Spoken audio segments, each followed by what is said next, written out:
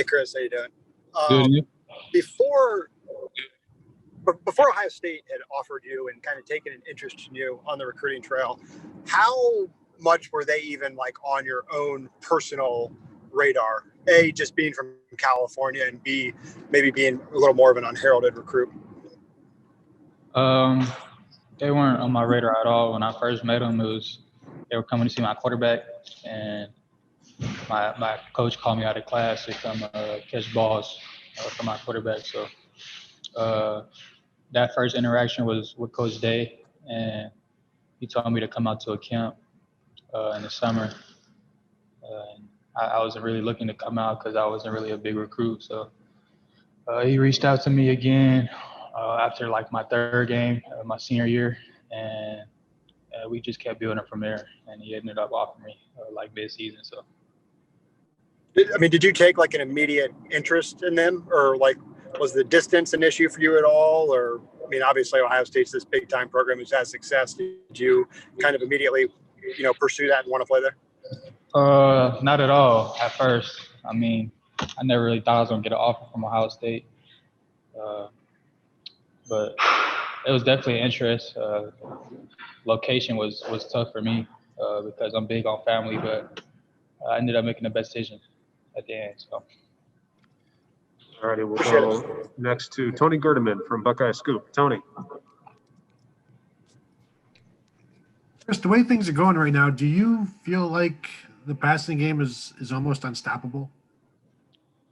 We feel like we have a lot of targets in the passing game, a lot of threats, and a lot of people we could depend on in the passing game.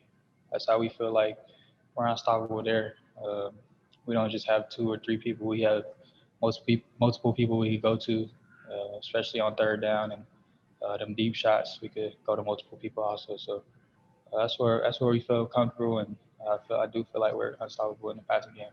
And then how are you keeping the young guys locked in as well? Maybe not seeing as many snaps as perhaps they expected. How do you keep them locked in during practice and throughout the week?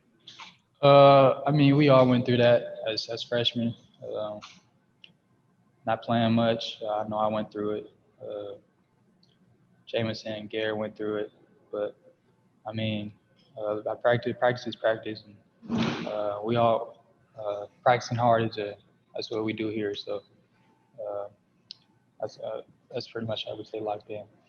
Thank you. We'll go next to Joey Kaufman from the Columbus Dispatch. Joey. Chris, do you feel your timing this year is better with Justin than it was last year? Yeah, I feel like it's way better. I mean, I know when the ball is gonna come out. I know he knows my body language. He told me early.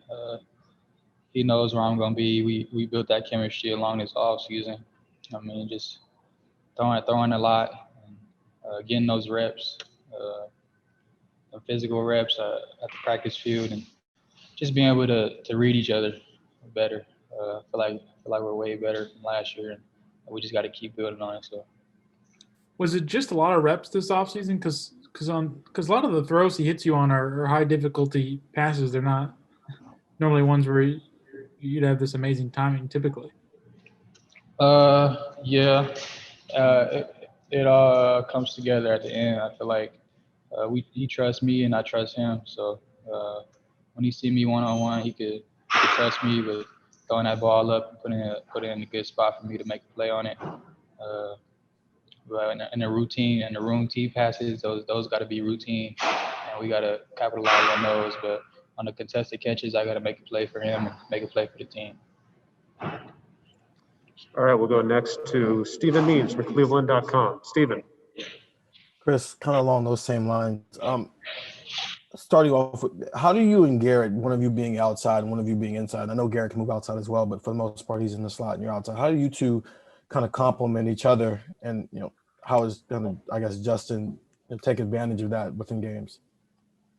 I feel like me and Garrett are a good duo. Garrett get a lot of targets in the slot, and if they want to bracket him in the slot, then you got me on the outside, or you got Rucker on the outside, or you got Jamison on the other side. But If they double me, then you got Garrett underneath or running slants or running a corner route. So I feel like they got to stay true. They got to stay true to both of us, and they can't just focus on one of us. So. And when you guys All right. weren't here, when you guys had to go home, I guess what was the communication like with you two, especially with Justin, as you guys are still trying to build chemistry and build a rapport, even if you can't necessarily rep it on the field at that time? We were just trying to stay in shape and just trying to be the best, attack every day, and just try to be the best for ourselves. I mean, we knew we were going to get together, but we didn't know when. So we just wanted to keep working out and just keep trying to be the best. All right, we got a bunch of hands still raised, so let's keep it to one question. We will go next to Brendan Gulick from Buckeyes Now on Sports Illustrated. Hey, Chris, thanks for the time with us this afternoon, man. I want to build off what you had answered Kyle's question earlier about, being from California, man. You're a long way from home. Your family's a long way from you. And Ohio State, you said, wasn't initially, sort of on your radar. So I'm hoping you can give us a little perspective on how this whole thing sort of came together for you. And when you realized that, you fell in love with this place, even though there's all this history and tradition here, and frankly, how you've been able to make it work with your family, because you mentioned you're awfully close with them. I grew up watching Pac-12 ball. I was a big Oregon fan when Chip Kelly was there, and they're one of the best programs in the country. So I remember that 2014 national championship game, and Ohio State beat Oregon in the championship game. And I didn't really know who Ohio State was until that day. And in college, in high school, Ohio State always been one of the top programs in the country. And when they came to my school, I never thought they would offer me, or I never thought I would be here. So when they ended up offering me, it was one of my first big offers. And then that's when everybody started following. After the Ohio State offer, the Pac-12 started offering me. The big time schools in the Pac-12 started offering me, but I always wondered why the Pac-12 wasn't first. And me and Coach Day, and we built that relationship. He built that relationship with my family, but he always was honest with me throughout the whole recruiting process. And when I visited Ohio State in November for the Michigan State game, it felt like home. But it was so far away, so I waited it out and tried to visit some Pac-12 schools. But I always felt like this was home, and I ended up committed the week before the second signing day, and it was the best decision I ever made. So. All right, we'll go next to Bill Rabinowitz from the Columbus Dispatch. Bill. Hi, Chris. How sure were you last week that you'd be able to play? I mean, obviously you got dinged up against Nebraska. If there's any light you can shed on what happened and your recovery process. It was never a doubt I was gonna play. I was good when I got back to the sideline on that Saturday against Nebraska. It was just a good little hit, a good football play, but it was never a doubt throughout the week. I mean, I communicated with the trainers, I communicated with the coaches, and I was fine throughout the week. All right, thanks, Chris. All righty, next up, we will go with Austin Ward, Letterman Row. Austin. Chris, it seems like there's been a lot more conversation about your block on Saturday night than the touchdowns. Is it possible that you can take more pride in throwing a good block than scoring a touchdown, or how does that strike you? My freshman year, we had a lot of good blockers in the room. Learned from Terry and Paris and Johnny and Austin Mack, and those guys always took pride in their blocking. So that's a big thing in our receiver room, and I'm looking to take more pride in my blocking this year. So thanks, man. Okay, next up, let's spend Patrick Murphy 247. Patrick. Chris, Justin talked a little bit about the deep ball connection he has with you and Garrett. From a receiver standpoint, what goes into catching a deep ball from a guy like Justin, who's obviously pretty accurate with it, but you still have to get open and find the ball? Take us through your perspective on those shots. Them the shots that we want. Them the shots that I want for sure. the D-ball tracking it comes naturally to me, and that's a blessing to me. But first, I just want to get open. I want to have some separation between me and the DB, and at the end of the day, you just got to make a play.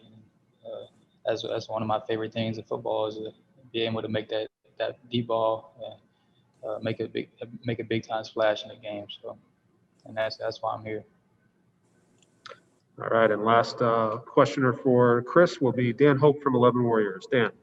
Hey, Chris. The other night on the radio, Ryan Day said that you might be the best receiver that he's been around. What does that mean to you to get such high praise from your coach? That means a lot, especially coming from Coach Day. He's been around a lot of good receivers, guys like Deshaun Jackson. He's been in the NFL a couple years, and it's definitely a blessing to hear that. And coming from one of the best coaches in the country, I don't even got words for that. So it's huge. What do you think you've done to kind of put yourself in that position? I just kept my head down and kept working. I mean, from my freshman year to now, I feel like I've developed a lot. I've learned from guys like Terry and Paris and Johnny that winning doesn't come on Saturdays; it comes throughout the week. And I learned that I feel like I go out there and practice hard every day.